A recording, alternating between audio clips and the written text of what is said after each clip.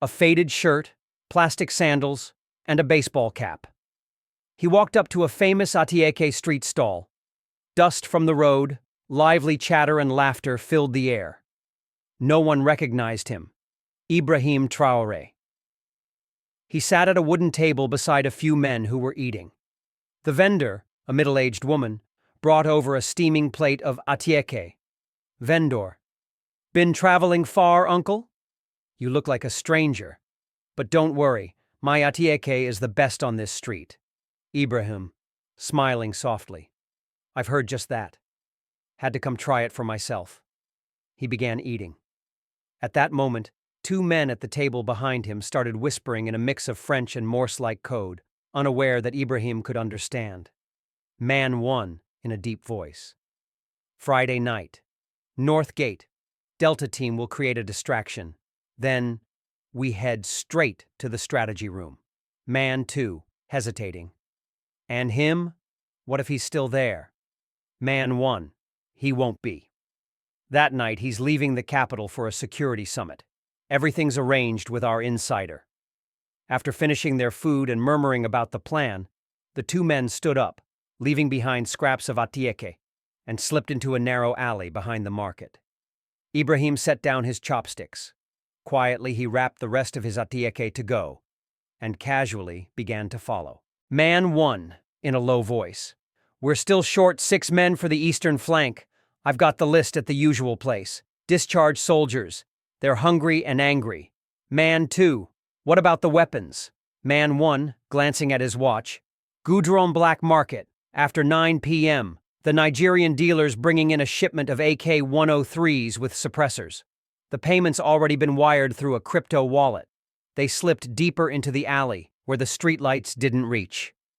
In the distance, an unregistered motorcycle appeared and picked them up, disappearing into the night.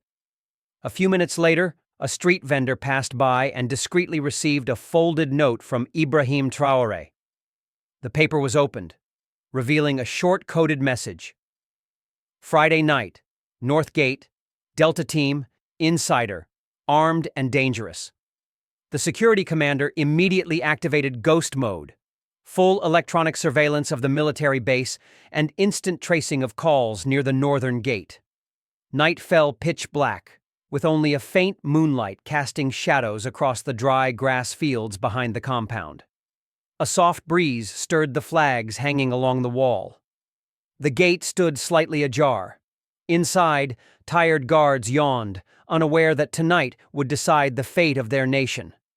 Over a kilometer away, in a hidden position, President Ibrahim Traoré sat inside an armored command vehicle, his eyes fixed on a tactical map and drone footage streaming from high above. Special Forces Commander, through earpiece. Red Alpha reporting, 25 suspects approaching the northern side gate, moving in a triangular formation, fully armed with sidearms, heavy weapons likely concealed in backpacks. Ibrahim, calmly. Do not fire first. We need them alive. We need the truth. Inside the compound, a group of rebel soldiers quietly retrieved weapons from supply crates disguised as routine deliveries. One of them picked up a radio transmitter. Ringleader. Delta is ready. Waiting for the signal from Central Control. Then we move. Less than 30 seconds later, a shadow crept up to the watchtower. A sharp click echoed. The guard was injected with a tranquilizer and collapsed before he could react. Suddenly, all the lights inside the compound went out. Darkness swallowed everything. A heavy silence descended. But then, boom!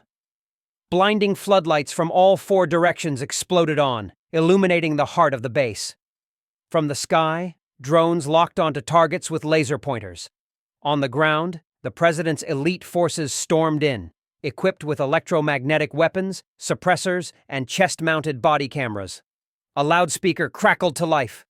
The entire area is surrounded. Drop your weapons. Surrender immediately. The rebel soldiers, still unsure of what was happening, were swiftly subdued in groups. A few attempted to flee, but all exits had already been sealed off. Inside the strategy room, the nerve center of the coup attempt, 3 high-ranking officers were locked in a heated argument. Officer 1, trembling. They know! Someone betrayed us! Who was it? Officer 2, gripping his weapon. Impossible! This plan was flawless. Who could have... Suddenly, the door burst open. Ibrahim Traoré stepped in silently. No bodyguards, no weapon. He looked at each man, his eyes not filled with anger but with disappointment. Ibrahim, may I ask? Why not? Why not choose dialogue? Why choose betrayal? No one answered. Only lowered eyes, and the soft wind outside whispered through the courtyard like a final reckoning. Outside, the captured rebels sat in rows. One officer, the same man who had spoken French at the anti-coup stall, gasped for breath, looked up at the sky and muttered, "We lost, and we don't even understand how." A Special Forces soldier responded, "When you sat there eating anti-coup, you thought it was just a meal, but for him, it was a chance to see the roots of evil." The special press conference. Ibrahim Traoré stepped up to the podium, holding in his hand an unopened box of anti-coup. Ibrahim, sometimes the most random moment brings the greatest truth. I uncovered this plot while eating anti-coup. The room fell completely silent. Ibrahim continued, "But we will not retaliate with blood.